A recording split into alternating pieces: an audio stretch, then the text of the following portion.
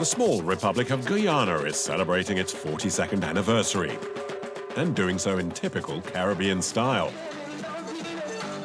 Descendants of African slaves, the great-great-grandchildren of Indian laborers, Christians, Hindus and Muslims. With its rich ethnic mix, the former British colony isn't quite like any other of its Central American neighbors. While the party in the capital, Georgetown, is in full swing, Roy is keeping an eye on the repairs being made to his truck, an old British Army Bedford. Roy is a tough customer. He goes where others fear to venture.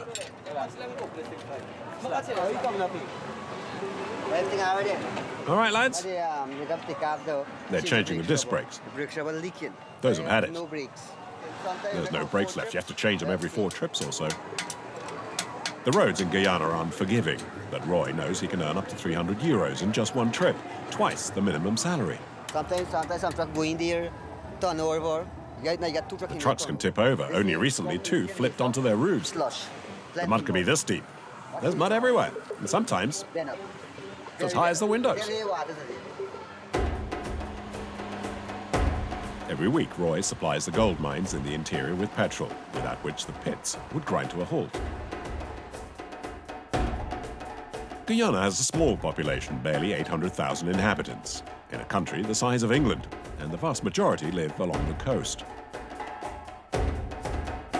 Inland stretch the vast jungles of Amazonia, its impassable rivers and torrential rainfall. The jungle? It's a mere playground for the Bedfords. These trucks can handle the terrain. Come on, baby. Drivers wage constant war against the elements.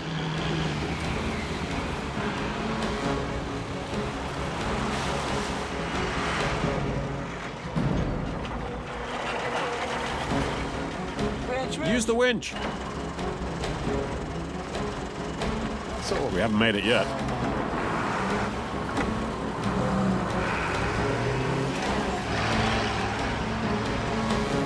shit.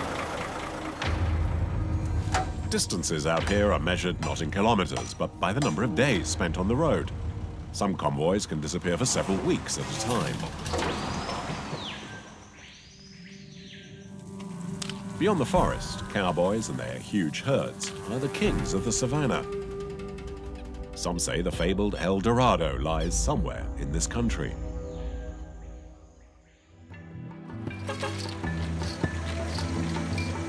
Six in the morning on the Essequibo River.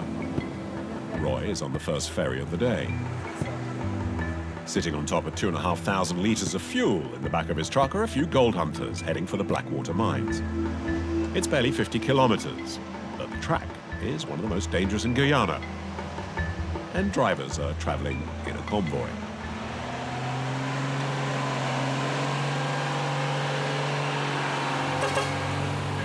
Devon is in front this time. All week last week, me drive, me no sleep yet. 3 trip, this me 4 trip, me no sleep yet. Roy seems more concerned. I have to focus on the road, otherwise we'll have a lot of problems. The convoy has crossed a series of rickety bridges worn away by the humidity. Wait. Can you get through on your side? Repairs are seldom carried out until the bridge has actually collapsed.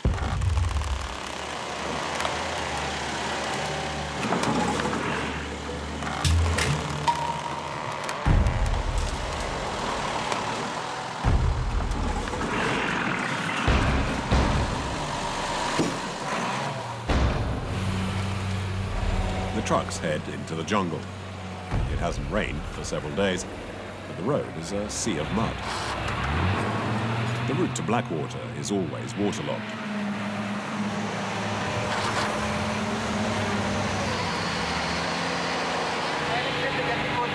Each trip becomes more difficult. There are plenty of trucks heading in both ways. Each time one passes, the road gets worse. Despite the four-wheel drive, the vehicles struggle and progress is agonizingly slow.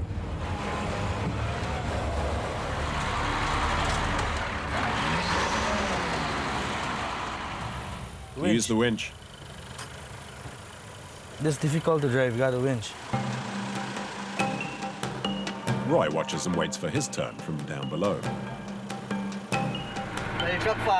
When you're stuck, you have to run the cable out and attach it to a tree to get the truck free. Everyone here has a winch.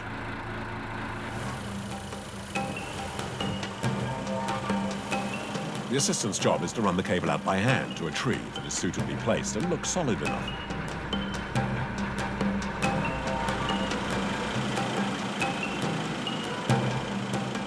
I was one like them. When I was 16, I was a porter. Then I become a driver. Cool. Devin starts up his winch.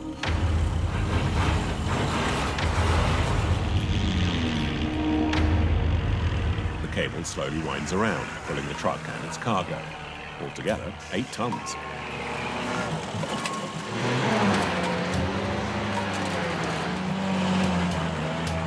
One of the advantages of traveling in a group is that, as he's in the rear, Roy can get himself towed along.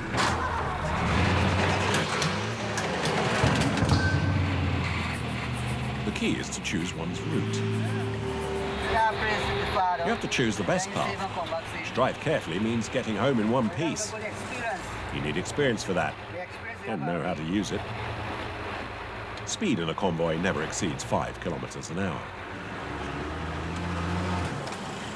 Use the winch. It turns into a long and laborious series of tough physical efforts, with temperatures at midday oppressive. Humidity is into the 90s.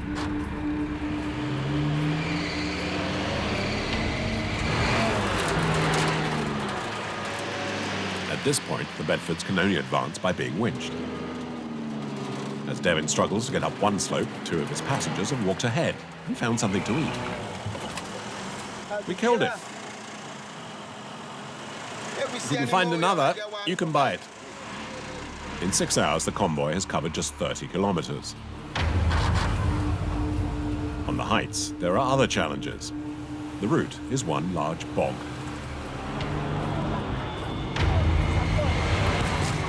The passengers are scratched by the bushes and shaken by the bumps. Look, he's not stressed. First time he makes the street? Second time. And you think you like it?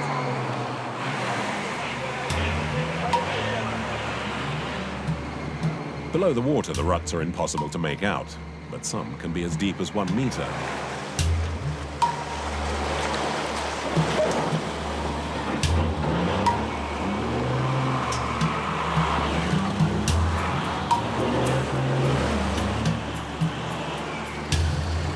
The assistants might find something to amuse themselves, but Devin is at his wit's end. You don't hook the barrel back. You on the barrel. Get down, you idiot. Go on, pull, my friend. As he tries to get free, Devin only seems to get increasingly stuck.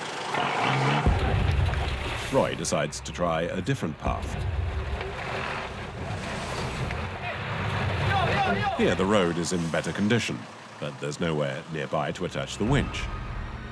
The assistants will need to pull the cable by hand for several dozen meters. Most work barefoot.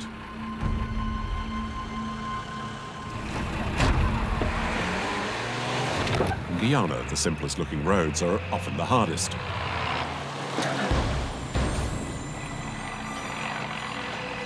Roy is stuck fast, surrounded by potholes.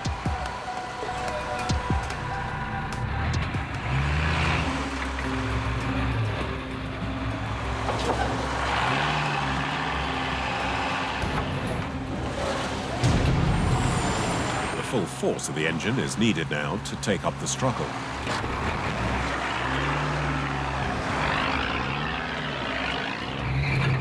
At any moment, the truck could tip over.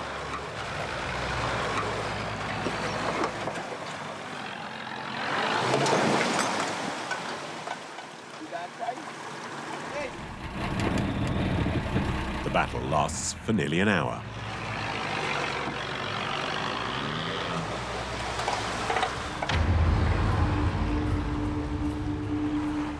Good truck, huh? Huh? Good truck. Strong. Good driver. 50 kilometers in 10 hours, but the convoy does finally reach the Blackwater mines. In one of the wildest forests in the world, an army of mechanical diggers is churning up the earth. River courses are being detoured, and the ground is constantly being washed down in the hope of finding a trace of gold. In this remote area, life is hard. Here, one sleeps on the ground under the most basic cover.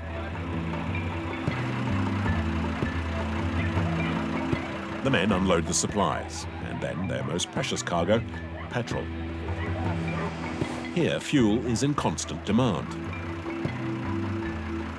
And this excavator that works 24 hours a day. And the excavator takes 2 drums every day.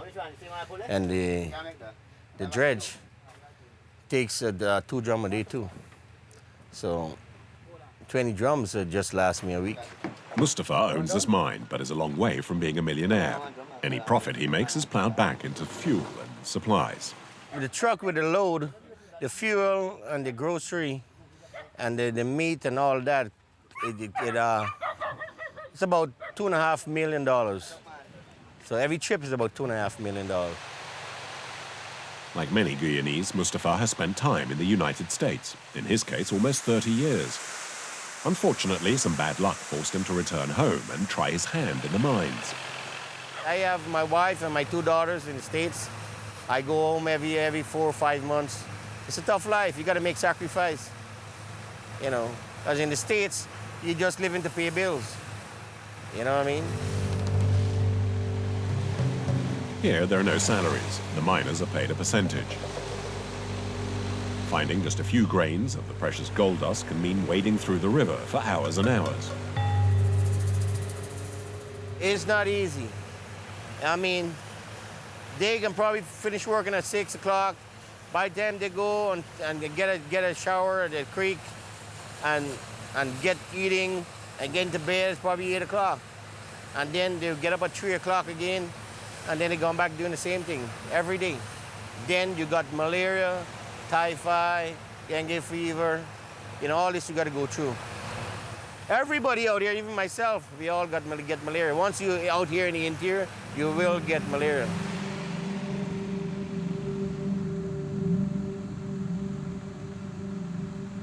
Not far from Mustafa's mine, others have found a far easier way to look for gold. In a bend of the river Potaro, a strange creature lurks, made from rusting iron and sheet metal.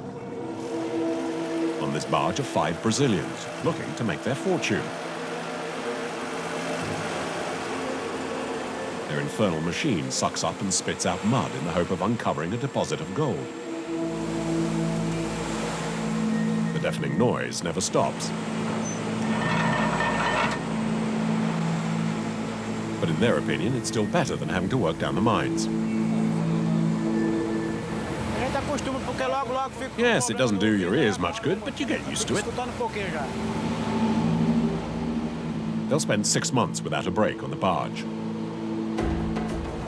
In recent years, this area in the heart of Guyana has seen a new gold rush. After weeks in the jungle, the men come to Madhya, looking for some R&R. With its 4,000 inhabitants, it's the only town in these parts. The state of its roads contrasts sharply with the dreams of riches the region inspires. Everything here revolves around the gold prospectors. The main business is conducted in these booths. Entering, one is full of hope, only to be disappointed soon afterwards. We came here to sell our gold, but we'll get nothing out of it, will we? You sold your gold. Give me 1,000. Give me, or just $500. Give me some money. You owe me that at least. Not now. Stop whinging. No way. But you know who I am. You're no friend of mine. Give me a good price. The gold is measured in grams. 1 gram will usually bring in 30 euros. The hard-earned cash quickly disappears in the bars of Madhya. Since the gold rush, prostitution here has thrived, and with it, an AIDS epidemic.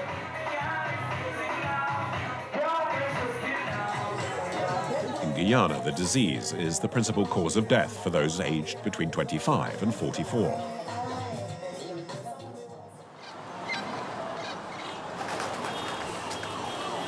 Far from the hardships of the interior, Georgetown is a town where life can be good. After the carnival, things settle back down.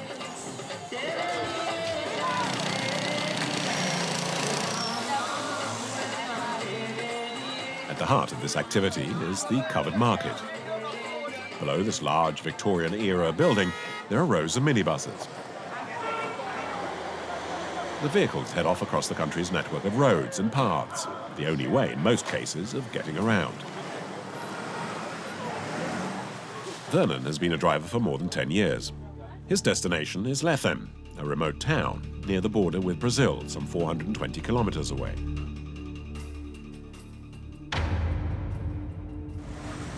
Some drivers are just pulling in, and Vernon asks about the latest news. Driver, how is the road? How are the roads? Bad. The road is bad? Yeah, bad. In what way? Well, there are a lot of large holes. Business is slow today.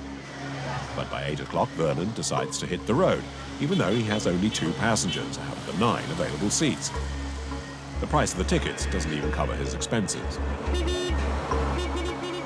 Competition is fierce, so it's best not to turn down any kind of business. If we're gonna wait at the last moment to tell you guys that we don't have a bus going there, and then the next time you won't come and travel with us again. A manic race begins between the minibuses. The first ferry across the river leaves at 6 in the morning. Despite the bumps and the holes, Vernon drives at full speed. In the back, the passengers are already feeling the worse for wear. We do try to meet the crossing for around 4 o'clock, so we get at least an hour and a half rest before the pontoon. As the other minibuses disappear into the night, Vernon has to give up the race.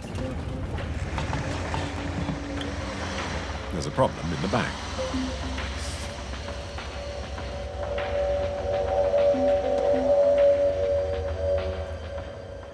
Change the wheel. One of the passengers helps. It's 1 in the morning. All around for hundreds of kilometers is nothing but Amazonian forest.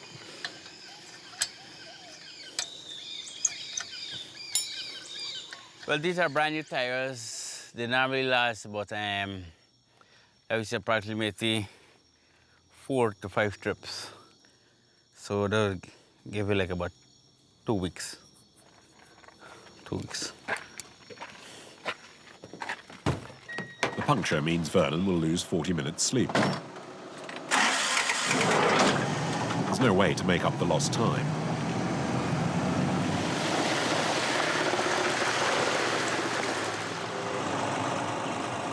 He reaches the river just moments before the ferry leaves, and as the other vehicles are driving on board. 10 hours behind the wheel, and Vernon hasn't been able to sleep. The only how you feel tired is when I stop and go to, like, if I go catch a rest, well, all the tiredness will come there. But once you're moving, we're good to go. No time to rest, no time for rest. No time for rest. But how long can he keep this pace up? After all, he's still barely halfway through the journey.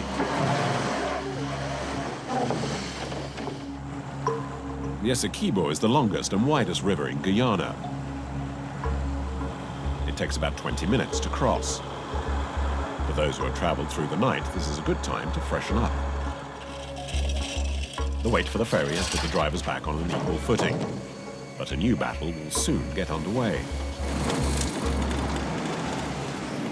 The first to arrive will grab the most passengers for the return journey. If Vernon wants to catch up, this is the time to do so. If it's safe, yes. Once you could control a vehicle. In any case, his dials have long since given up working. I got 3 buses in front of me. Well, it's a survival game. This proves too much for the passenger who's ill. He ends the journey hanging out of the window. Vernon has won through and speeds towards Lethem. The other minibuses continue their race. It's best not to lag behind.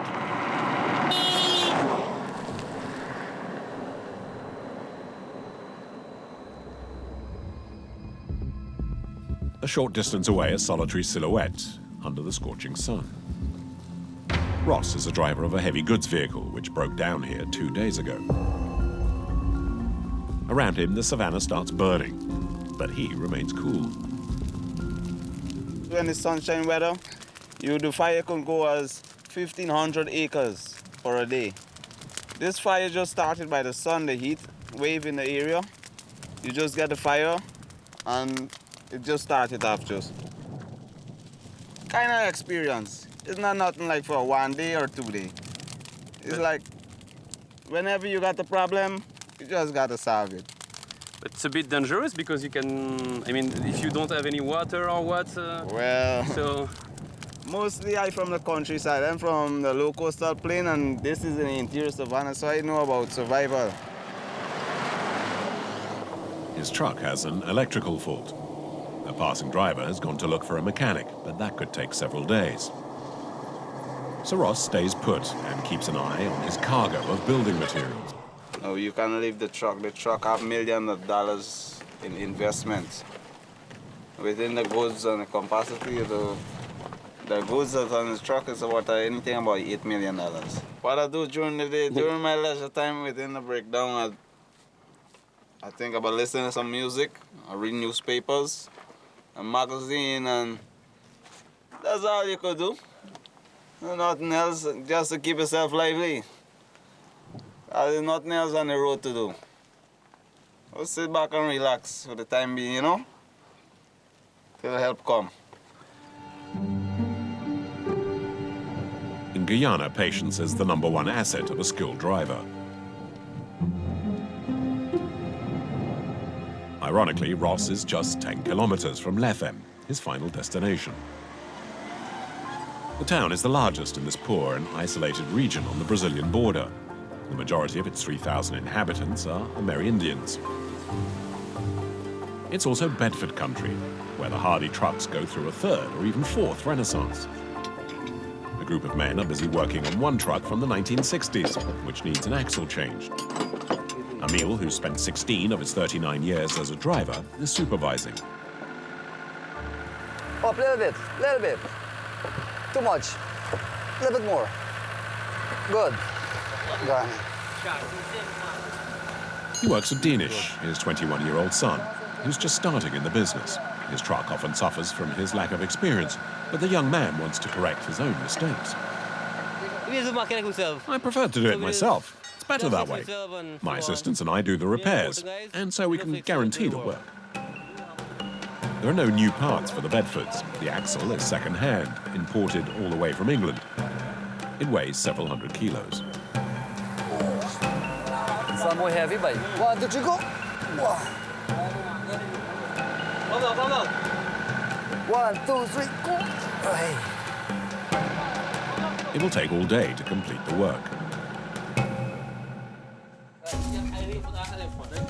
At nightfall, the trucks are loaded up. The supplies need to be delivered by the father, his son, and 3 assistants to a village in the Monkey Mountains, said to be inaccessible.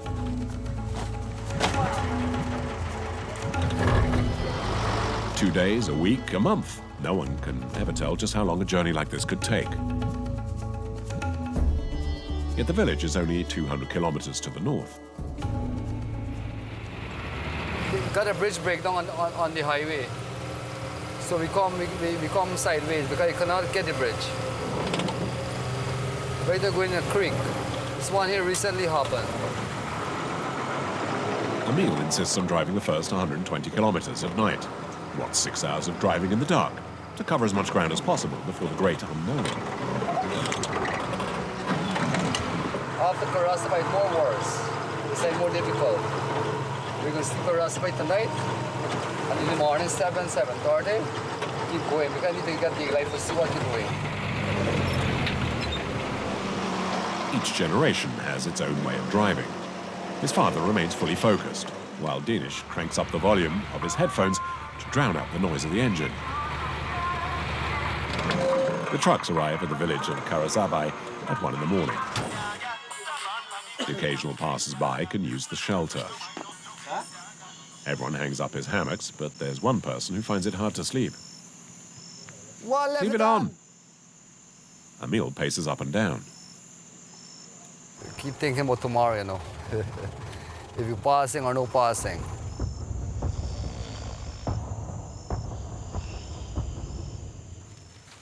At dawn, the team is still sleeping like logs.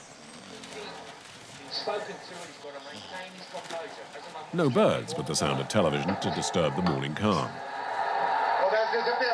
Doc, the village grocer, is up and about. His shop sells just about everything.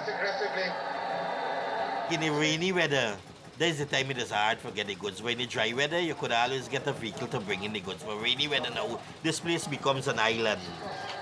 Doc first set up in this Indian reservation 22 years ago, and things have changed radically since then. To what it was 22 years, it was real primitive. Today, you know, you get the road coming in, that you're getting more goods. When I come here to live, for you get a pound of sugar, you have to walk 17 miles to get it. Look, people watching at the BBC through a Sky Dish. So they're advanced now. But they still maintain the dialect and them things, you know what I mean? The drivers continue their trip with some last-minute passengers. Sister Lydia has just arrived from India. She's come to spread the good word among the isolated villagers. Thanks a lot. As soon as they leave Karasabai, This one here now is four-wheel drive you put in. Four-wheel drive. Low gear. Emil switches to the twin clutches, and the small cogs help increase the power of the vehicle.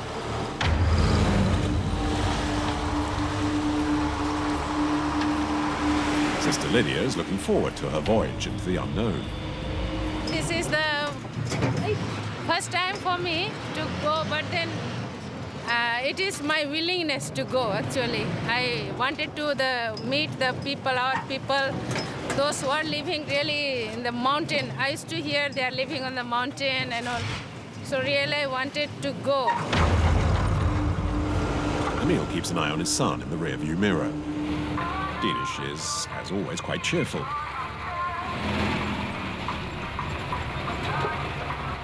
The assistants are also making the most of their last moments of rest.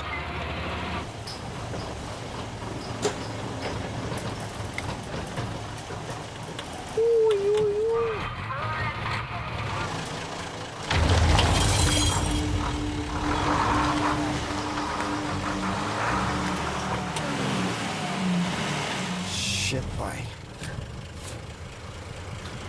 You need to pull the wire rope now. Yeah, pull the cable wire rope for pulling the truck out. Hey, friend, come, come. The assistants respect Emil as he works as hard as any of them. Yeah, let me try this one. The winch is indispensable, but not without its own risks. Okay, good. See, the vehicle could do this. The whole It could truck damage and the chassis, mechanics and the chassis in particular. Very, very slow. You need to go very, very slowly. If it slips, it might break an axle. If we go too quickly, it could tip over. But it should work if we take it slowly. It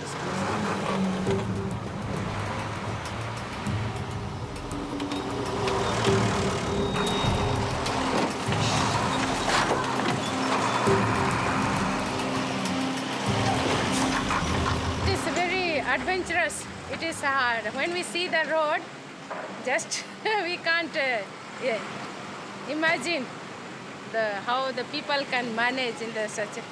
But the people, really drivers, has to be more appreciated that they take such a risk. It is it's a life and death. Only everything is in the hand of God, that's all. Only the Almighty God can do anything, everything. Only we just trust and just go. Faith doesn't rule out prudence, and the good sister has got off the truck during the operation. Emil remains calm enough, but at the back, his son seems agitated. The young man has removed his headphones. Slowly, there's a big hole just ahead. Stop. Danish has been dragged into the hole, and the Bedford's undercarriage is stuck in the earth. More seriously, the cable is now in the wrong position, no longer along the axis, and therefore under far greater strain. Mind the cable. It could snap at any moment. Danish forces the truck, and there's a worrying noise from below. Bust! Loosen the cable. Shit. No, the wire up at bars. Without the winch, it's impossible to carry on. Take your time, Take son, we'll make No, it. I love this thing. Emil tries to fix the truck. Or Richie, start you rolling unwind over it. from this side. Start here and unwind it in this direction. The metal cable needs to be untangled by hand. It sends small metal splinters into their skins. Or Cut it here, right there. already. The makeshift method means the repairs take more than an hour. Keep Genuine, an eye on the genuine. cable. There's no way they want the same thing to happen again. Yeah, loose Yes, now, you undo can't go it. this side. You can go this No, way, the that's road's much better straight. there. The Besides, there's a larger tree. Come on, get on with it. Go walk, man.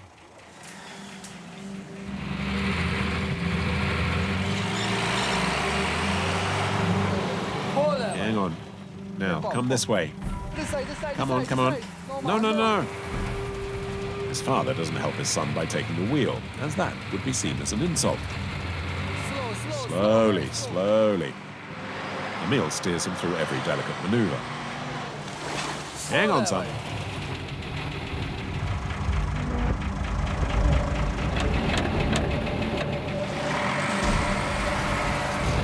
Good.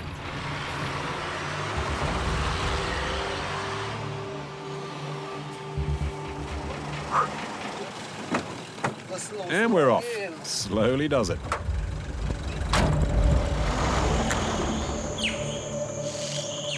The convoy is swallowed up by the huge and threatening jungle. Out here, nature is king. Fuck. Yeah, this thing. I don't like this snake. Yeah, you got a snake in front of you. Look out, there's a snake ahead. You're afraid of a snake? Yeah, afraid of snake. I don't like the snake. Snake no good. No good, snake. There's some very, very dangerous snake in this bush. The Amazonian forest is full of poisonous species, many of them deadly. Danger lies hidden almost everywhere. Despite this, the assistants appear unconcerned as they wade and rummage through the mud. You can move the wood out because You have to remove the wood out, or they could come up and break something under the back of the truck.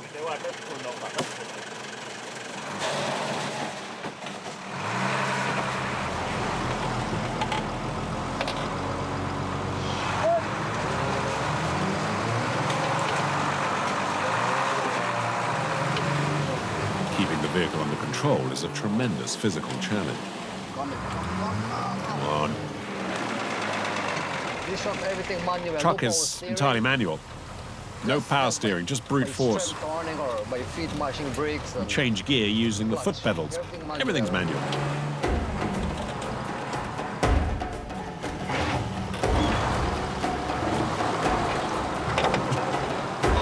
It's hot.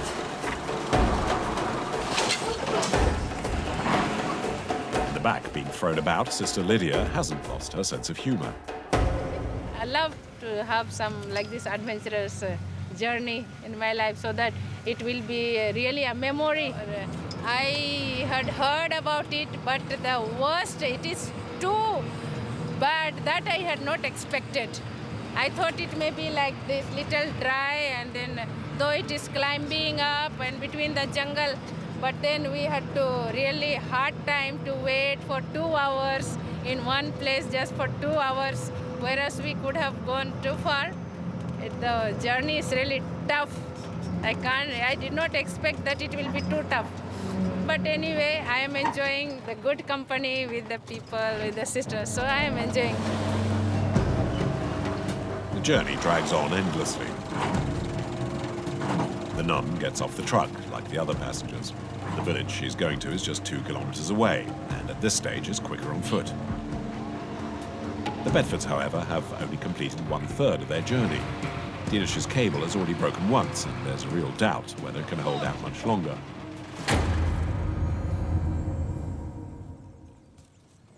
Further on in the savannah, the cattle are being led home. The immense plain is home to the vaqueros, Guyana's cowboys. They are exceptional horsemen, known for riding barefoot, and to whom spending 8 hours a day on horseback is second nature. You get no difficulty. It's no problem. Goes together. And make sure all them Danish crawl. We round up the cattle and make sure they're all penned in. And check them. We bring them here to count them and make sure none are sick. Or some of them get warm, calf them, huh? They've had nothing to eat since the day before, but their priority is to their horses. In the meantime, the kitchens are working overtime. Norma is the boss here, and she works hard while supervising the preparation. Only the Amerindians. Only the Amerindians are willing to work here. They know this work is hard. They could go out whole day without They can go the whole day without eating. And they come back and things like that. The main problem in this area are the parasites, such as the large vampire bats that live off the cattle's blood at night time. Let's say it's from a bat bite. This is caused by the bite of a bat. From a bat bite, you start getting infected with the It's worm. infected, and there'll be maggots growing inside. When they start to lay the egg, this is the egg right here. You can see the eggs there. Eventually, when they start to get, when It they can start spread to hatch, throughout their body and cause wounds they everywhere. start infecting your whole body and start making a big hole. Unless treated immediately, the animal could die. Elsewhere, a group of vultures, it's biding its time. The cowboys are cooking one of the cattle. The animal is cut up. The good parts are for the men, and the rest goes to the scavengers.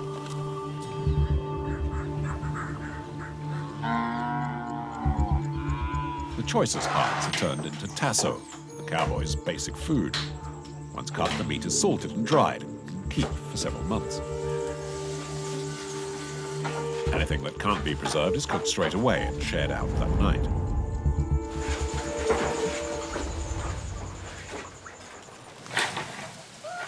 Life's tough, but Norma wouldn't have it any other way.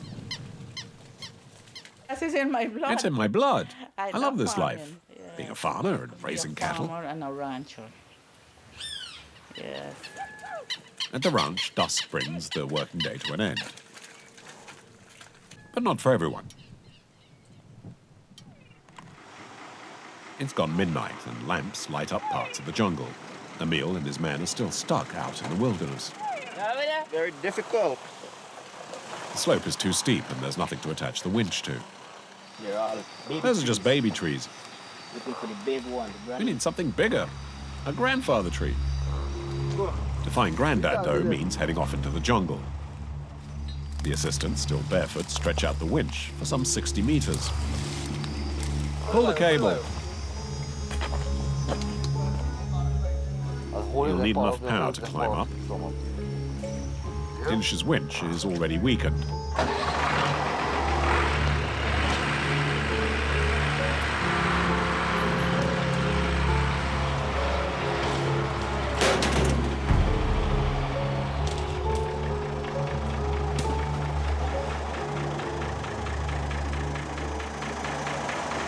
The cable's broken.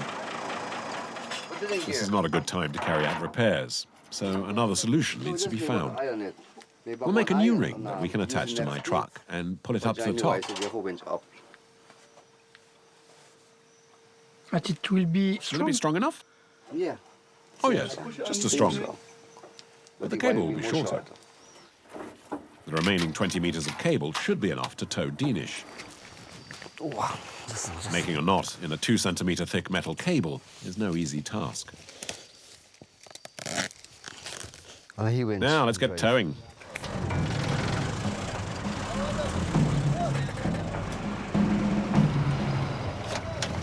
Bruce! Bruce, tell him to drive real slow. Emil knows this place well and knows it's full of potential traps.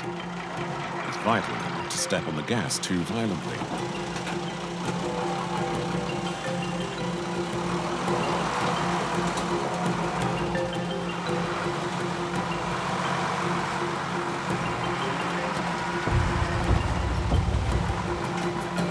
The father makes it, and now it's up to the son to cross the swamp.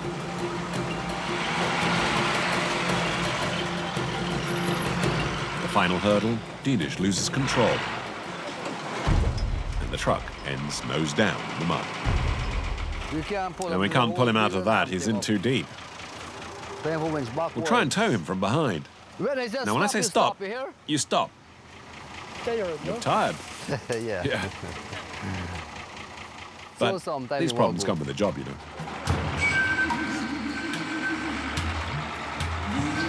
It's now 3 in the morning, and the convoy is plagued by bad luck.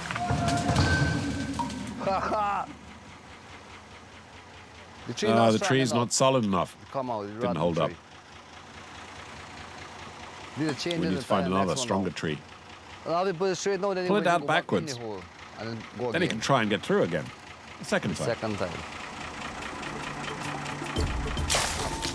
Emil and his men haven't slept for more than 20 hours. It's desperation that keeps them going.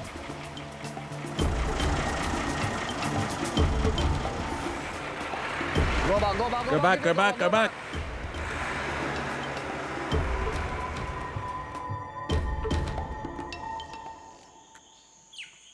By daybreak, the situation has hardly improved. Fatigue finally overcame the crew, and Dinish's truck is still on the other side of the bend in the water. The night was short, and no one's eaten since the morning before. Yet the entire team gets back to work on empty stomachs. Some repair the cable. Others improvise an axe handle. It's something that you custom. We're used to this, so we're not scared. Crazy work to do. We never say this job's for madmen. We just try to go as far as possible. We don't want to stay on the road forever. Bruce, the most experienced assistant, comes up with a solution. The water's the problem, so it's a matter of draining it off. Water is finished. Rinse.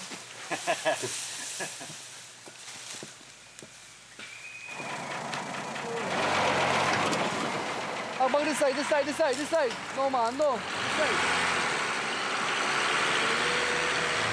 Danish finally makes it across. It's Sunday, 9 in the morning. Who wins? We left Friday night, Friday 8 o'clock. Take 3.5 hours to reach Crossway. I can't remember how many hours. Can you check? I can never check these kind of things.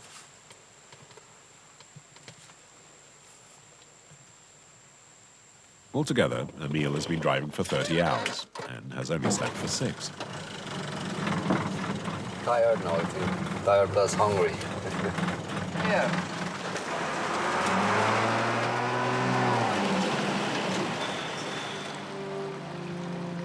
3 hours later, Emil and his crew reach a valley. The cold water will be their only breakfast.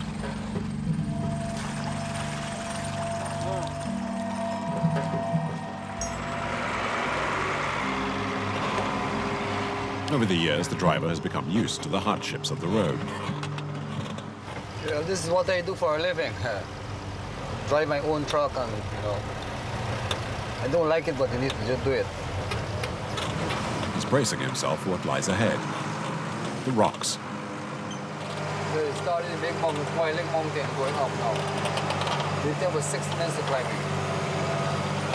1 hour climbing. The assistants walk up ahead, acting as lookouts. Go fast, help me with the big one, help me with the big one fast. Go ahead, remove that large rock. That big one. You cannot stop. Over there. You can't stop on the climb You up. cannot stop. Even if there's a rock, and a big rock could break something in our undercarriage. But Danish and his truck are forced to stop halfway up. Tighten up the rope so it doesn't slide. One stone come We out. have to get that rock out and push it down the hill. Tie the rope like this. That'll do. It's large, you know. But if we pull it towards us, it should work. Come on, we'll get it out.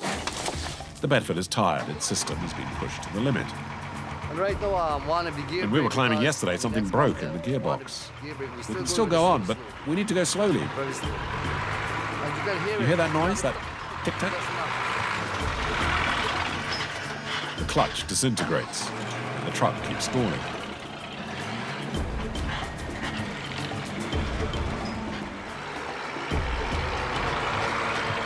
Yes, it stop, right? We chuck it before it run down back the hill. To prevent it from going down again. Meter by meter, Danish makes it painfully to the summit. It's 900 meters up. Monkey Mountain is not too far away now. The young man is already looking forward to their arrival.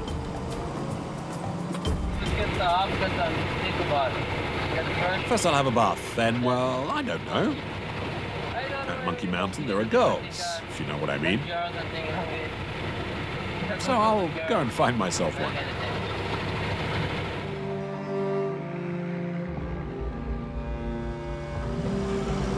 At dusk, the convoy finally makes it to its destination. The assistants have one more task, to unload and deliver the supplies on board. I feel tired and I'm tired, it was a long trip. a long journey and so on. We'll find a bed, get something to eat, then sleep. The journey has taken more than 48 hours. Emil is close to collapse. He knows tomorrow he'll begin the trip back.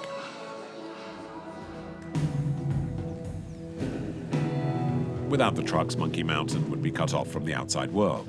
In the heart of an Indian reservation in the middle of nowhere, the village has just 750 inhabitants, 200 of them children. The head man here is called Harry. His power lies hidden in these small bags. What's that stuff? Gold. He spent 33 years in the gold mines before retiring to Monkey Mountain and marrying Marta. I want to be a treasure hunter. I like to find the El Dorado, but I never find it. Harry did nevertheless manage to scrape together a nice little nest egg, which he guards with his life. I got this to defend myself. But this is not enough, no? This is not enough. You gotta get a bigger one than that, but defend yourself. Small one. With his savings, the old miner bought this grocery store. The days are long, so he passes the time by drinking large amounts of vodka and listening to music at full blast, to the despair of his neighbors.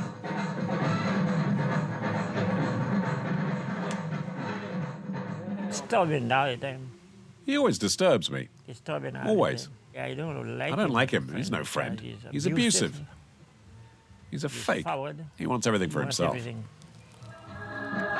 Hector was born on St. Lucia, an island in the Caribbean. He came to Guyana aged 8 with his mother. And I came When I up arrived with this here, part of I the hoped for a world successful life. to look for success in life. Especially in gold, diamonds, farming. Gold and diamond and agriculture. I'd I've seen people get rich that with way. these things. Now 82, he's too old to look for gold.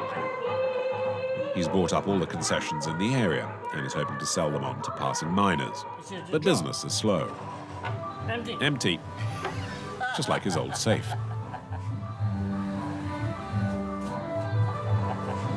Empty? Yeah. No, it's not empty. Oh no, Son. it's not really empty. Here's my son's birth certificate. The house is the old man's only valuable. I was I planning wanted to extend it, make it nicer. bigger and better. But it didn't work out. But I want to go You can't always have what you want here. somewhere else because you don't really get the things you want here. Hector hasn't given up hope, however. From his terrace, he still keeps an eye out for the miners he hopes will rent his concessions. But in Monkey Mountain, the gold rush ended a long time ago. And the horizon remains depressingly empty.